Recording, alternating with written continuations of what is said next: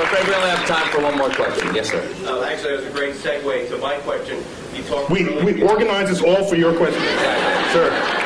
Early in the evening, you brought up the ideas of scientific literacy and technology management. I'd like to hear your opinions on where the policy needs to go to make a positive impact in that area. Ooh. All right, Neil. Can you repeat that for everybody? The question is, we were talking earlier about scientific literacy and our approach towards science as a nation. In your opinion, and you serve on science advisory panels, yeah. Where do you think we need to go as a nation? What do we need to do to increase our scientific literacy? I'll answer it two-pronged.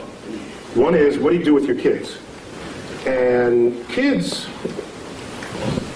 need to be able to explore freely. And if you look at most households, they're not designed for that. They're designed to have the kid not explore. The kid comes into your kitchen and pulls out the pots and pans and starts banging them. What's the first thing you do as a parent? Stop that, you're getting the dishes dirty. Yet these are experiments in acoustics. That's what that is. Okay?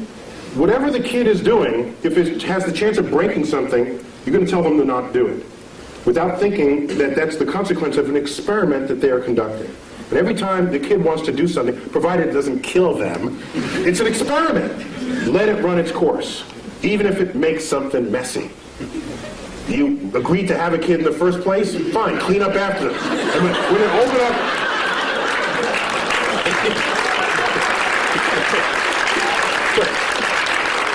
Because it's those seeds of curiosity that is the foundation of what it is to become a scientist.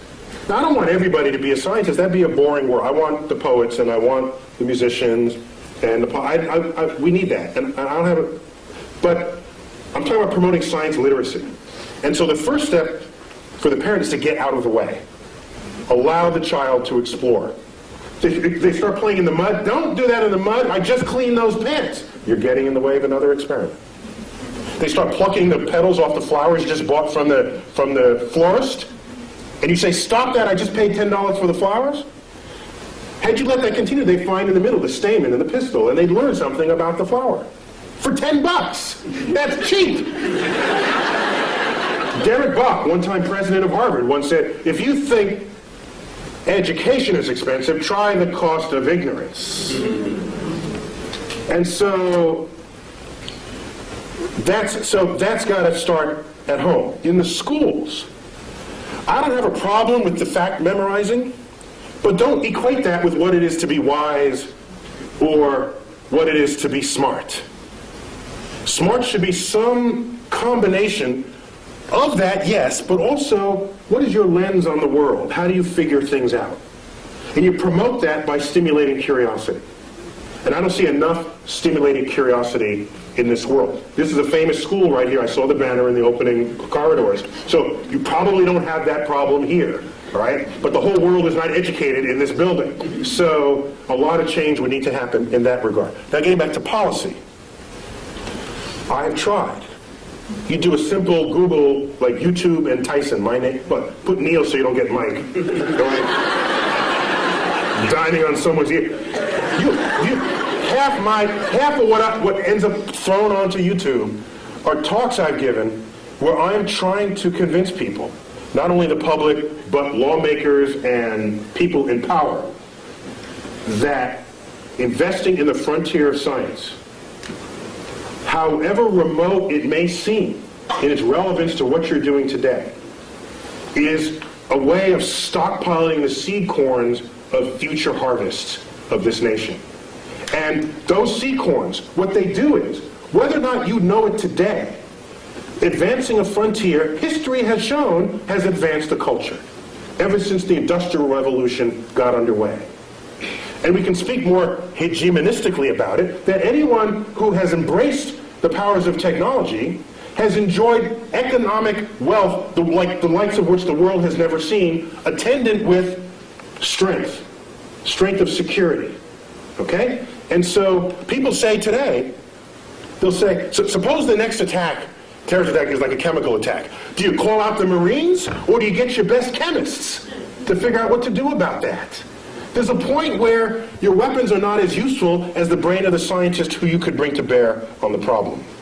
And so I see science and technology and creative investments in it as the most significant infusion to our economy that could possibly be conceived. The problem is it's not going to boost the economy next quarter. It's got a time horizon longer than most people have the patience for, and most politicians have the re-election cycle to be tolerant of. So what we need is a longer view on those investments. I don't want to have NASA going hand in hand trying to get money to stimulate the frontier of cosmic discovery. And that frontier now involves biologists in the search for life, chemists in understanding the soils of Mars, aerospace engineers.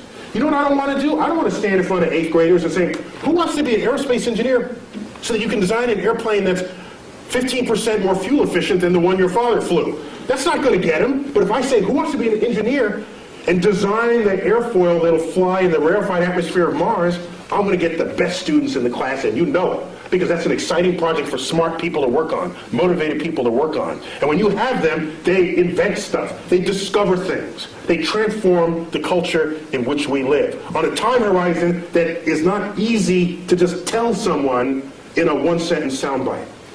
And what I want is a level of science and cultural literacy that will allow the public to be able to think beyond the election cycle, to think for themselves and say, this is a good investment. How many times have you heard people say, if you're not among us here, why are we spending money up there when we have the problems down here? Have you ever asked how much money we're spending up there? Ask that question. You know what the answer is? I've asked people, how much money do you think we're spending? Here's your tax dollar. How much do you think? 10%? 15%? Those are the kinds of answers I get. You know how much is getting spent? The rovers, the space station, the space shuttles, all the launch vehicles, all the NASA centers is 0.6 of 1 penny on your tax dollar. 0.6 of 1 penny pays for it all. And you're telling me, why are we spending money there and down here? If you need that money to solve these problems, you got some other problems going on, okay? That's a whole other problem with society. So, I'm sorry, I'm getting off. So my point is, I think the greatest need is to be able to have the foresight necessary to make investments on the frontier of science, even if at the time you make those investments, you cannot figure out how that might make you rich tomorrow.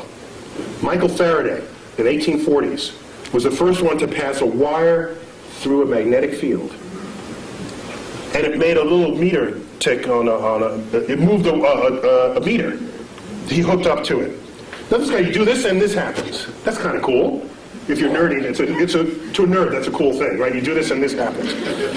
And so what was happening is, it induced a current through the wire. He showed his colleagues. It looked like just kind of a curiosity, a toy. Showed it to Parliament. They say, why, this is what we're funding? We're funding this toy? And this may be apocryphal, but it is said of Faraday, in response to this inquiry, said this, because they asked, what value is this to the British Empire and to the king? He said, I don't know what value it is today, but I know one day you're going to tax it. And in fact, that is the foundation of how all electricity is made today.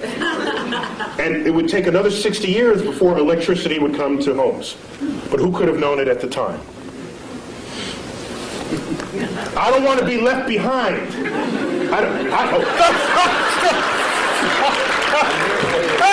I will not leave you behind. Last thing I'll say. Yes. Last thing I'll say. The biggest news story last year to me was not the methane flatulence. No.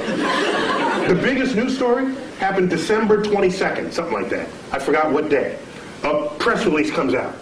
Russia says they want to send a mission to deflect Apophis, the killer asteroid. Oh, yeah. By the way, I said if that hits, it's going to hit the Pacific, which affects us. Okay? Russia says we're going to launch a mission. We're going to start designing it now. We're going to fund it. Oh, by the way, the United States is welcome to join us. And people say, well, that's nice, a little international thing. And I'm saying, wait a minute. Something's wrong here. Aren't we the ones who are supposed to be starting missions and then invite other people to join us? Isn't that how it's been? So that was a sign, one of many, that our significance and meaning on the world stage is fading.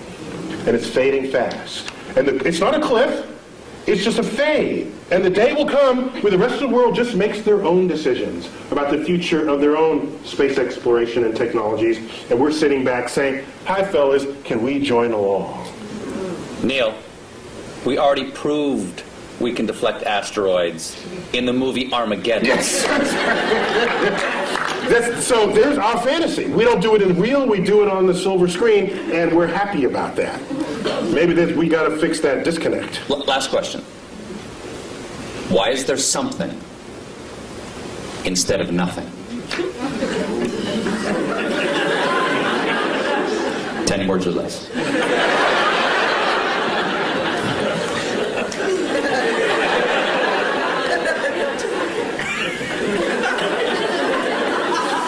Just because. So I got to do this in haiku then. Okay. Okay, 575. Words that make questions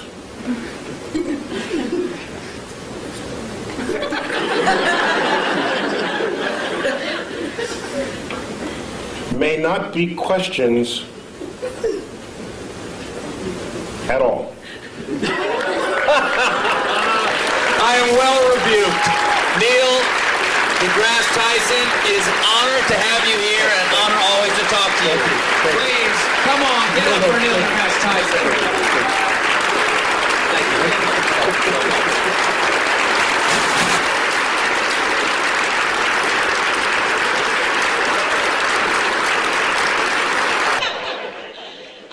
Dr. Tyson is going to be down here. He will be signing